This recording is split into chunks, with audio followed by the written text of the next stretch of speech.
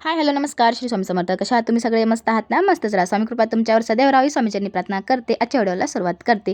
तर आजची माहिती तुमच्यासाठी खूप खास अशी राहणार आहे. तर ही माहिती स्किप न करता शेवटपर्यंत पाहायची आहे.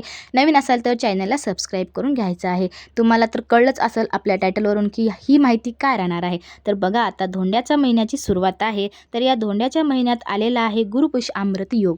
तर या योगावर सेवा घडणं म्हणजे आपण खूप भाग्याचे आहोत. त्याच भाग्यवंत लोकांपैकी जर तुम्हाला बनायचं असेल तर ह्या सेवा तुम्ही आवर्जून आपल्या घरामध्ये आपल्याला करायच्या आहेत गुरुपुष्य अमृत योगावर. तर बघा, आता गुरुपुष्य अमृताचा योग राहणार आहे 21 तारखेला, म्हणजेच गुरुवारी. आता उद्याचा दिवस संपला की त्या पुढच्या दिवशीच म्हणजे गुरुवारी 21 तारखेला आपला गुरुपुष्य अमृत योग राहणार आहे. सकाळी उगवत्या सूर्यापासून म्हणजे 6:05 ही सुरुवात होणार आहे. या मुहूर्ताला तर उत्तर रात्री म्हणजेच की मध्यरात्री राहणार आहे 2:49 तर या काळामध्ये आपल्याला काही सेवा करायच्या आहेत. यथाशक्ती तुम्हाला जेवढं होईल तेवढ्या सेवा आणि आपल्याला दान धर्म या काळामध्ये आपल्याला करायचा आहे. जर तुम्हाला जावयाचा मानपान करायचा असेल, तुमच्या आईची ओटी भरायची असेल किंवा देवतांना तुमच्या गुरूंना वगैरे भेट घ्यायची असेल, त्यांना पण तुम्हाला या महिन्यामध्ये त्यांना काही वस्तू द्यायच्या असतील तर तुम्ही या योगावर देऊ शकता. कारण हा योग खूप खूप असा महत्त्वाचा योग मानला गेलेला आहे. किंवा तुम्ही काही गरजू लोकांना यथाशक्ती जेवढं तुम्हाला घडेल त्या गोष्टी तुम्ही दान करू शकता. आणि हो, या योगावर आपल्याला सोनं खरेदी करायचं असते. कारण या योगावर जर सोनं खरेदी केलं तर ते सोनं आपण आपल्या आयुष्यामध्ये कधीच मोडत नाही असं मानलं गेलं आहे. कारण की या योगावर खरेदी केलेली वस्तू आपल्याजवळ कायमस्वरूपी राहते. तर या काळामध्ये सोनं खरेदी करणं शक्य नसेल कारण सोन्याचे भाव खूप महागलेले आहेत. तर तुम्ही या दिवशी काय खरेदी करायचं आहे? तुम्हाला खरेदी करायचं आहे लक्ष्मीला प्रिय असणाऱ्या वस्तू आपल्याला या दिवशी खरेदी करायच्या आहेत.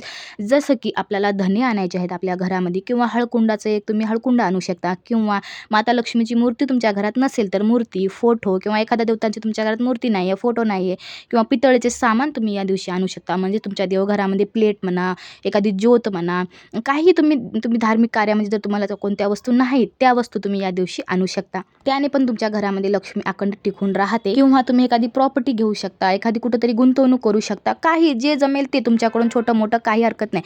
जेवढं आपल्याकडून होईल ना त्या गोष्टी आपण या दिवशी करायच्या आहे. तेवढ्याच की आपल्याला त्या दिवशी केलेल्या वस्तू खरेदी किंवा काही केलेलं काम ते आपल्या शेवट पण आपल्या सोबत राहते. म्हणून जेवढं होईल तेवढं आपल्याला सेवेकडे महत्त्व द्यायचं आहे. सेवेपासून आपली प्रॉपर्टी जमा करायची आहे. सेवेमधून जेवढी प्रॉपर्टी आपल्याला मिळेल ना ती प्रॉपर्टी खरंच खूप महत्त्वाची असते. तर त्या सेवा काय करायच्या आहेत? आपल्याला गुरुपुष्य अमृतातला योग कसा आपल्याला घालायचा आहे तो दिवस. तर बघा, सकाळी उठल्या उठल्या आपल्या घरातला जो काय उंबरठा आहे, मेन उंबरठा, तिथून आपण आपल्या घरामध्ये प्रवेश करतो. त्या उंबरठ्याला आपल्याला हळदीचं लेपन लावायचं आहे. छान स्वच्छता आपल्या घरातली करून घ्यायची आहे.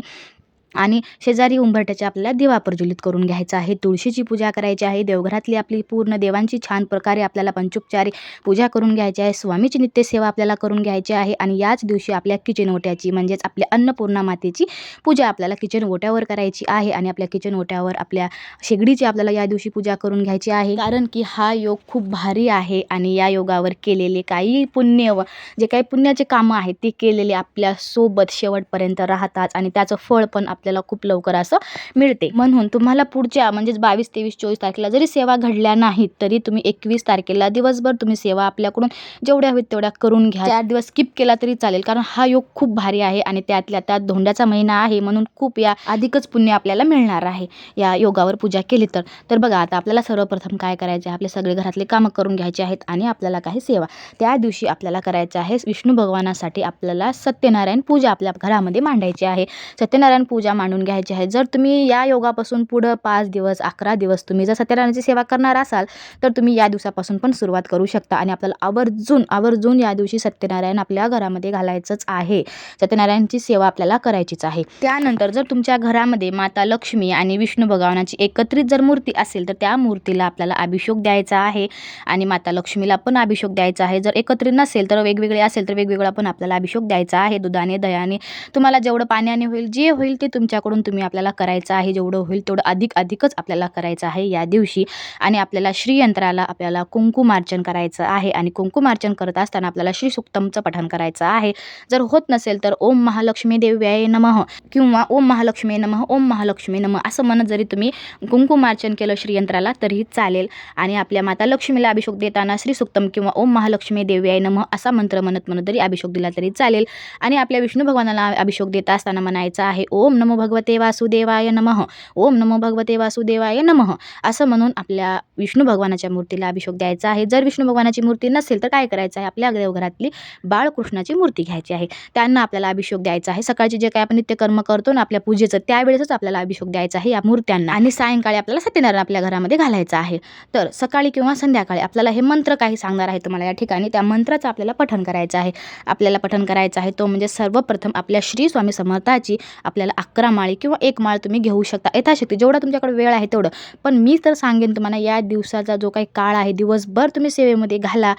तुमची जे काही कामं आहेत घरची ते सगळे कामं करून दिवसभर सेवा करा. दुसऱ्या दिवशी सेवा स्किप केली तरी चालेल, कारण या दिवसाची सेवा आपल्याला अत्याधिक फळ असं मिळवून देत असते. तर त्याच्यानंतर आपल्याला घ्यायचं आहे मंत्र म्हणजे व्यंकटेश स्तोत्राचं आपल्याला 16 वेळेस पठण करून घ्यायचं आहे आणि श्री सूक्तमाचं आपल्याला 16 वेळेस पठण करून घ्यायचं आहे. आणि हो, या ठिकाणी सांगायचं म्हणलं तर 16व्याच वेळी आपल्याला फलश्रुती वाचायची आहे. जर तुम्हाला 16 वेळेस होणार नाही तर तुम्ही 11 वेळेस पण पठण करू शकता किंवा श्रवण, फक्त की एवढं मनन चिंतनाने करायचं आहे. शांत चिंतेने आपल्या देवासमोर बसून दिवा प्रज्वलित करूनच हे मंत्रस्तोत्र आपल्याला पठण करून घ्यायचे आहेत. तुम्ही एका ठिकाणी एकाच बैठकीत जरी नाही केले तरी चालेल. तुम्ही सकाळी काय मंत्रस्तोत्र पठण करा किंवा तुम्ही दुपारी 1च्या 2च्या नंतर तुम्ही काय मंत्र पठण करा किंवा सायंकाळी तुम्ही दिवा लावायच्या वेळेस 6च्या नंतर तुम्ही काय मंत्रस्तोत्र पठण करा. असं नाही की एकाच बैठकीत बसलं पुन्हा केलं, कारण काही जणांना खूप अडचण असते, कामं असतात, घराचं लोड असते, लेकरं असतात किंवा कोणाला बाळ छोटं असतं, तर याच्यामुळे तुम्हाला होत नाही. तर तुम्ही सकाळी काय करा, दुपारी काय करा, संध्याकाळी काय करा, एवढंच की 12 वाजता आपल्याला सेवा स्किप करून घ्यायच्या आहेत. त्याच्यानंतर काय करायचं आहे आपल्याला, व्यंकटेश स्तोत्र झालं, श्रीसूक्तम झालं, त्याच्यानंतर आपल्याला करायचं आहे नवार्णव मंत्राचं पठण आपल्याला करायचं आहे 11 वेळेस, यथाशक्ती जेवढं तुम्हाला जमेल. पण मी तर या ठिकाणी तुम्हाला सांगेन की जास्तीत जास्तच करा. मी 16 वेळेस सांगितलं म्हणून तुम्ही 16 वेळेस करू नका, तर तुम्ही 24 वेळेस करा. अजून जास्त होईल तर अजून जास्त करा. जेवढं तुम्हाला जास्तीत जास्त म्हणजे अधिक होईल तेवढं तुम्हाला चांगलं आहे. या ठिकाणी नवार्णव मंत्र झाल्याच्या नंतर आपल्याला करायचं आहे विष्णू गायत्रीचं मंत्र, पुन्हा लक्ष्मी गायत्री मंत्र, त्याच्यानंतर आपल्याला करायचं आहे कुबेर मंत्र. कारण एवढे जे देवता आहेत ते सगळे धनाचे देवता आहेत. म्हणून तुम्ही या दिवशी जर सोनं न खरेदी करता जर तुम्ही सेवेची प्रॉपर्टी जर जमा केली तर तुमच्यासोबत आयुष्यभर राहील आणि ही प्रॉपर्टी तुम्हाला कधीही कशाचीच कमतरता भासू देणार नाही. म्हणून ही प्रॉपर्टी गुरुपुष अमृताच्या योगावर तुम्ही ही सेवा करून ही प्रॉपर्टी जमा करायची आहे. आपल्याला तुम्हाला वैवाहिक जीवनामध्ये सुख नाही आहे, आपल्या घरामध्ये खूप तुम्ही कष्ट करताय पण पैसा टिकत नाही, आर्थिक संकट आहेत, घरावर केलेले जे काही काम आपण हाती घेतोय ते काम होत नाही, याच्यासाठी जर तुम्हाला काही उपाय पाहिजे असतील तर आपल्या चॅनलवर खाली कमेंट करायचे आहे. तुम्हाला ते व्हिडिओ मी उद्याच्या व्हिडिओमध्ये देणार आहे, कारण की हा व्हिडिओ खूप मोठा होईल. आणि अजून एक आपल्याला सेवा करायची ती म्हणजे आपल्या घरामधला जो काही दिवा आहे, आपल्या देवासमोर जे लावतो तो दिवा आपल्याला अखंड दिवसभर ठेवायचा आहे, तेवत ठेवायचा आहे. कारण जेवढं आपण दीपदान करू तेवढं पुण्य खरंच कुठंच नाही. म्हणून आपल्याला दीपदान करायचं आहे. जेवढं होईल तेवढं आपल्या घरातून तेल असतं ना ते जळलं पाहिजे. ते जळल्याने आपल्या घरातले जे विघ्न आहेत, संकट आहेत ते हळूहळू जळायला लागतात. म्हणून उद्याच्या योगावर तुम्ही एरवी जरी नाही लावला अखंड दिवा तर उद्याचा दिवस जो आहे ना गुरुपुष अमृता योगाचा, तर त्या दिवशी तुम्ही अखंड ज्योत तुमच्या घरामध्ये तेवत ठेवा. तूप असेल तुमच्याकडे तुपाचा ठेवा, जर नसेल तर काय हरकत नाही, कारण आपल्याकडे जे आहे तेच करायचं आहे. दुसऱ्यानं केलं म्हणून दुसऱ्याचं पाहून करायचं नाही. तुमच्याकडं तूप असेल तर चांगलंच आहे, जरी नसेल तरी चांगलंच आहे. जे आहे त्याच्यातून तुम्ही दिवा प्रज्वलित करा आणि दिवसभर तुमच्या देवघरामध्ये तेवत ठेवा. जेवढा दिवा तेवल, जेवढं तेल तुमच्या घरातून जळल तेवढे संकट या ठिकाणी दूर होतील. तर ही माहिती तुम्हाला कशी वाटली नक्कीच सांगा आणि जेवढ्या सेवा होतील तेवढ्या सेवा तुम्ही करण्याचा या ठिकाणी प्रयत्न करा. जेवढं होईल तेवढं दान करा. तुमच्या हातून जेवढं दान होईल तेवढंच, खरंच तेवढं पुण्य कुठंच नाही. आजच्या माहितीचा इथं शेवट घेते आणि पुन्हा भेटूया अशाच एका माहितीपूर्ण व्हिडिओसोबत. आपल्या चॅनलवर तुमचं प्रेम प्रतिसाद बघून खूप भारी वाटते. असंच प्रेम आपल्या चॅनलला द्या आणि आपल्या चॅनलला मदत करा पुढं नेण्यासाठी. आणि नवीन जर तुम्हाला व्हिडिओ पाहायचे असेल तर आपल्याला कमेंट करत राहा. कोणत्या तुम्हाला याच्यावर व्हिडिओ पाहिजे ते मला तुम्ही सांगा, त्याच्यावर मी तुम्हाला व्हिडिओ बनवेन आणि तुम्हाला माहिती देण्याचा या ठिकाणी प्रयत्न करत जाईन.